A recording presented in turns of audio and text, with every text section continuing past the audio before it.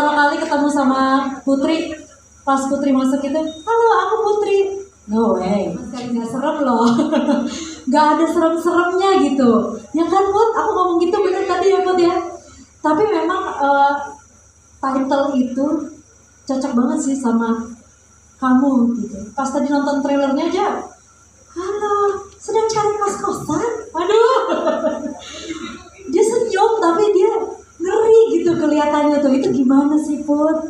Bisa begitu gitu?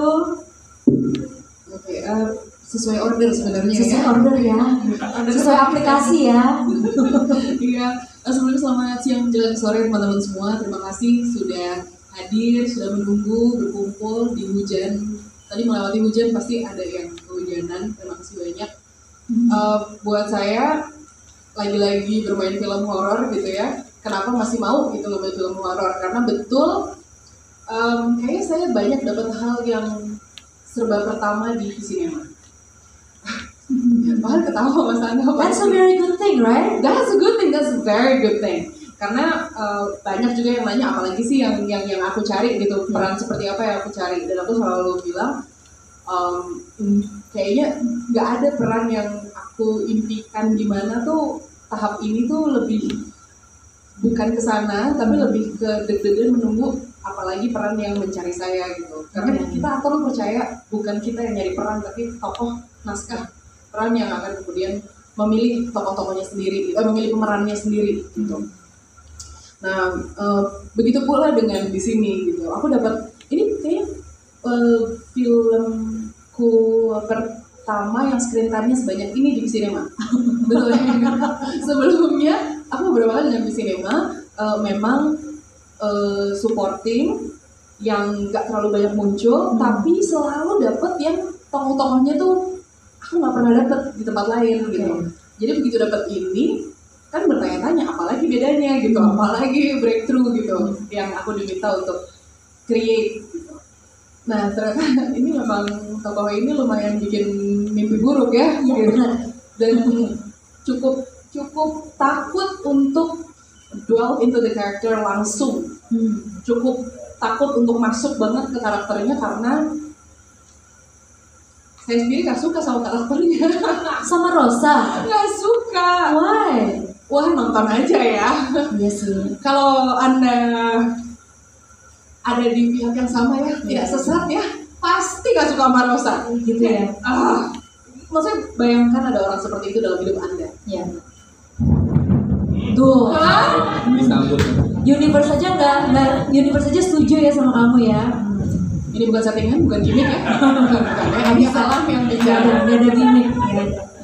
Ya, itu sih such an honor. Juga sekaligus sangat exciting untuk aku sekali lagi menerima karakter dari di sinema dan senang sekali sama Wizam. Aku selalu suka. Selalu suka. Sekarang udah lebih tinggi tuh kursinya. Lama-lama lebih tinggi lagi. Udah berani angkat kepala. Iya, tapi itu Iya, karena aku selalu suka jadi bagian dari baby-nya seseorang gitu. AKA karya pertama sutradaranya gitu atau produsernya gitu. For me there's a fire yang jarang kejadian di film atau karya-karya berikutnya. Ada api di karya pertama yang akan selamanya jadi milik karya pertama gitu. Nah aku merasa boleh tepuk tangan dulu. Terima kasih loh Mbak. Itu ya kayaknya first spiritnya gitu ya. Iya, nah aku merasa bisa di sini bertaruh segalanya ya. untuk mengerjakan ini gitu. Masuk harga diri ya. Lumayan sih ya kayaknya. Waktu itu harga diri lagi tercabik-cabik soalnya. Oh ya baik-baiknya apa kita buka dan ceritain itu. Masuk luar konteks nih ya. Apa kita curhatin aja sekalian di sini apa? Terus Ya, aku, selain itu selalu kalau menurutku aku merasa dengan sinema tuh selalu ada kolaborasi dan kerjasama tim yang solid. Ya. Aku beberapa kali produksi dengan sinema selalu merasa bahwa ada ide-ide yang memang diawasi, supervisi ketat sama Mas Angga, tapi sekaligus kasih kita ruang untuk kita mengusulkan hal-hal yang tidak terduga gitu di tengah-tengah. Aku masih ingat banget tiba-tiba di tengah kita mikirin gimana itu tangan ya. Iya benar. Nah, terus tiba-tiba Tangan. nanti harus apa tangan nih? ya. Bagian Ada mana sesuatu nih? yang terkait dengan tangan dan kemudian pada saat kita ngobrolin, aku tuh ngirim video pakai daster, terus dimasukin di deck. Gue bilang kayak, Zam tolong dong. Palingnya bilang kalau mau dimasukin di deck mau buat presentasi gue dandan dulu kali ya gitu kan. Pakai daster kan emang kita tuh ngobrol kayak gak kenal jam ya. Jadi kayak oke, apa lagi yang harus kita lakukan? Kayaknya kalau ini diginiin gimana? Kalau ini diginiin gimana? Jadi banyak pop-up ideas yang tiba-tiba kita usulkan gitu. Tapi ya tetap keputusan akhirnya harus ada di Nizam gitu. Iya. Selalu gitu untuk memastikan bahwa yang paling penting adalah film ini harus berjalan lancar, kolaboratif, fun, dan hopefully bisa dinikmati nanti sama teman-teman. Tapi kayaknya dengan adanya komunikasi yang misalnya kita dapat dengan sutradara, dengan produser yang aktornya sendiri bisa berkomunikasi kayak mendingan gimana kalau dibikinnya seperti ini, gimana kalau ini, dan ternyata idenya diterima atau apa gitu, membuat aktor tuh jadi lebih ini ya, lebih merasa dihargai atau apa gitu ya. Banget. Dulu waktu itu memang Nizam jadi sutradaranya Mas Angga waktu produksi sebelumnya, dan meskipun yang nyutradarain Mas Angga, tapi kan yang sebelahan banget nih di lapangan sering Nizam, juga ya? sama Nizam, lebih banyak sama Nizamnya karena ini satu kan gitu. Ya. Temen jadi udah tahu pola komunikasi Nizam seperti apa gitu. Dan kalau aku nggak tahu dengan teman-teman aktor yang lain gitu ya, mungkin.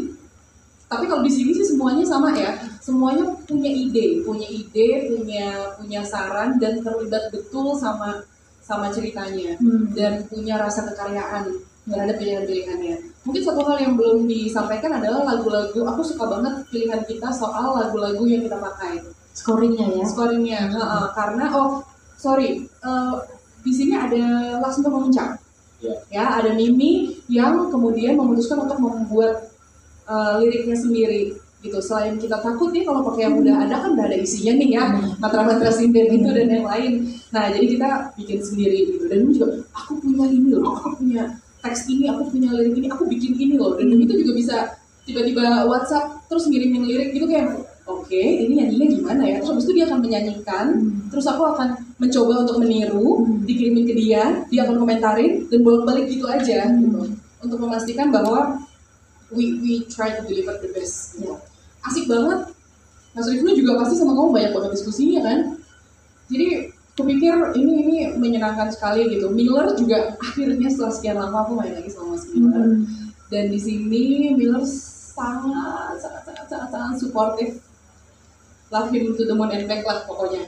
Dia kita juga nggak pernah lihat Miller kan main kayak gitu. Sayangnya dia nggak ada di sini ya. Iya. Kalau nggak bisa langsung ceritakan pengalamannya gitu ya. Betul. Kalian berdua. Oke, nggak apa-apa. Tapi sekali lagi deh, coba di preview ke kita tentang karakter Rosa, si ibu kos yang Baik hati. Tapi ada tapinya nggak kira-kira? Tapi cari cuan. Melalui kan pebisnis ya. Iya benar juga. Businesswoman lah bila kita bisa Business bilangnya. woman sama suami saya. Iya. Jadi Rosa ini adalah ibu kos Oke. yang menurutku generous sekali. Iya kan? Coba ya teman-teman, ini kamar kosan yang dapat tempat parkir gratis, bisa cuci langsung, ada mesin cuci di belakang, listrik udah termasuk. Oh iya, itu benar banget. Gue punya kosan, jadi itu pasti langsung yang Ya kan, oke banget ya. banget. Kamarnya juga luas loh. Kamarnya tuh bisa sampai lebih dari 5x5 ya. Ini kan. Jadi emang gede juga tempatnya. Terus kan aku juga ramah ya. Nah, terus kosan aku dekat banget sama universitas gitu. Jadi emang hasrat aku tuh membantu teman-teman yang membutuhkan. Oke. Gitu. Terus di luar itu juga sebenarnya Rosa, kalau ini ada dalam filmnya, Rosa tuh sangat sayang sama keluarganya. Sama suamiku, sama anakku, kita sayang banget. Tapi aku tuh nunggu ada tapinya nggak sih kira-kira? Enggak ada tapinya. Nggak ada tapinya. Ini cerita ini tuh tentang kasih sayang keluarga ya. keluarga. Iya. Iya kan kancing? Betul. Jadi ini beda tipis sama keluarga Cemara mungkin ya. Beda genre itu. Beda genre. Iya benar. Ini ibu dan anak juga Ini gitu di ya. bawah pohon cemara? Oh bukan ya? Oke, jadi seperti itu ya serunya.